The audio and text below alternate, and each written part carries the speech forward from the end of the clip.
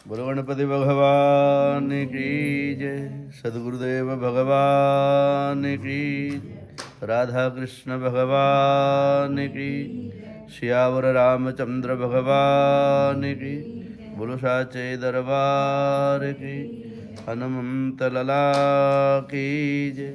गौरी शंकर भगवान की, लक्ष्मी नारायण भगवान की, सद्गुरुदेव भगवान की, सत्य सनातन धर्म की जय।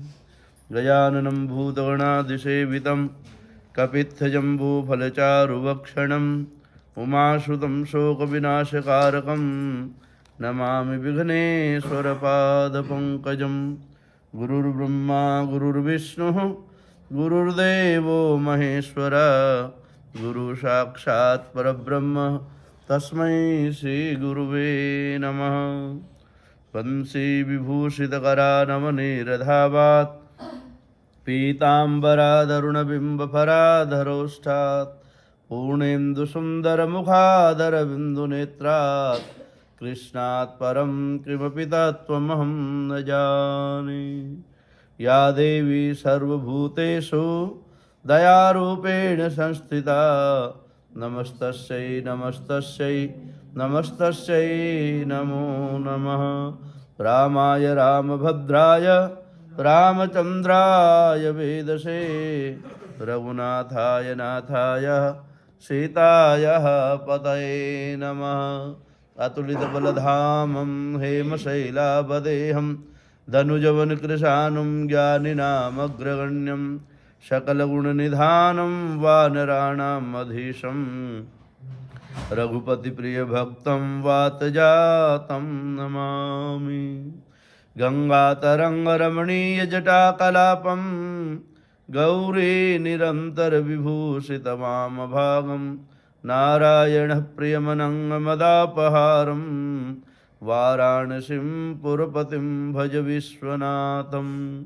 शान्ताकारं भुजगशयनं पद्मनाभं सुरेशं विश्वाधारं गगनसदृशं मेघवर्णं शुभांगं लक्ष्मीकान्तं कमलनयनं योगिविर्ध्यानगम्यं वन्दे विष्णुं भवभयहरं सर्वलोकैकनाथं।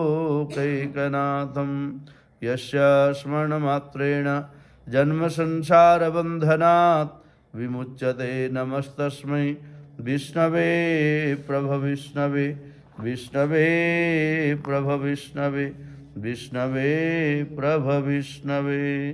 बोलो विष्णु भगवान की, कार्तिक महात्म्य की। कार्तिक कथा को सुनो सभी सहज मन लाए, 13वां अध्याय लिखूं श्री प्रभु शरण में आए। बोलो कृष्णचंद्र भगवान की।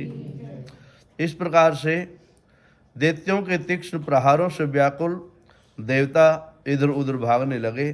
तब इंद्र आदि को इस प्रकार भयभीत देखकर गरुड़ पर चढ़े हुए भगवान विष्णु जी युद्ध में आगे बढ़े। उन्होंने अपना सारंग नामक धनुष उठाकर बड़े जोर से टंकार किया। त्रिलोकी में गुंजायमान उठा। पल मात्र में ही भगवान विष्णु ने हजारों दैत्यों के सर काट दिए, पृथ्वी पर गिरा दिए। यह देखकर जलंधर के क्रोध की सीमा न रही। फिर तो भगवान विष्णु और जलंधर के बीच में महान संग्राम हुआ। बाणों से आकाश भर गया। लोग आश्चर्य करने लगे।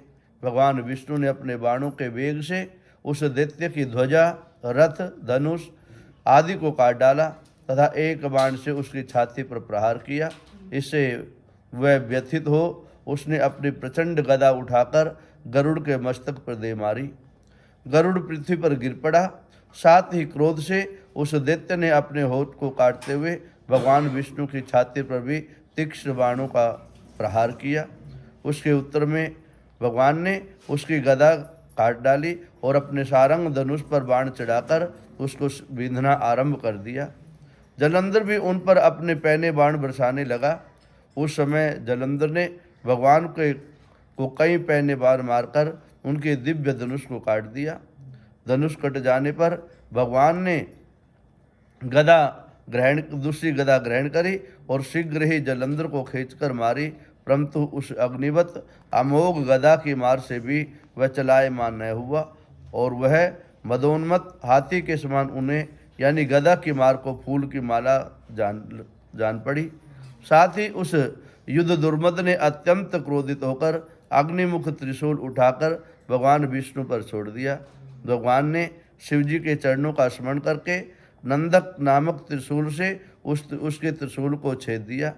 जलंधर ने झपट कर भगवान की छाती पर एक मुष्टिका का प्रहार करके उत्तर में भगवान विष्णु ने भी उसकी छाती पर अपनी मुष्टिका का प्रहार किया। फिर दोनों घुटने टेककर बाहों और मुष्टिका के बाहु युद्ध करने लगे। कितनी ही देर तक भगवान उनके साथ युद्ध करते रहे। जब वह कुछ श्रमित से हो गए तब श्रेष्ठ मायावी भगवान ने उस दैत्य से मेघवाणी में बोले, आकाशवाणी से बोले, हे रण दुर्मद दैत्य श्रेष्ठ, तो धन्य है जो इस महायुद्ध में इतने बड़े बड़े आयुधों से भी भयभीत नहीं हुआ। तेरे युद्ध से मैं बहुत ही प्रसन्न हूँ, खुश हूँ। तो जो चाहे वर मांग ले, मैं अदेय वस्तु भी आज तुझे दे सकता हूँ। मायावी भगवान विष्णु ने ऐसी आकाशवाणी सुनाकर जलंधर से कहा। फिर जलंधर ने प्रति उत्तर में कहा, हे भावुक, यदि आप मुझ पर बहुत खुश हैं तो यह वर दीजिए कि आप मेरी बहन के साथ सदा अपने सारे कुटुंबियों को सहित मेरे घर पर निवास करें। नारद जी कहते हैं, राजन, उसके ऐसे वचन सुनकर भगवान को खेद तो हुआ, किंतु उसी क्षण उन देवेश ने तथास्तु कह दिया। अब भगवान विष्णु सभी देवताओं के साथ जलंधरपुर में जाकर निवास करने लगे। जलंधर अपनी बहन लक्ष्मी और देवताओं के सहित भगवान को वहाँ पाकर बड़ा प्रसन्न हुआ। फिर तो देवताओं के पास जो रत्न आदि थे उनके स्थानों पर दैत्यों को स्थापित करके जलंधर पृथ्वी पर आया।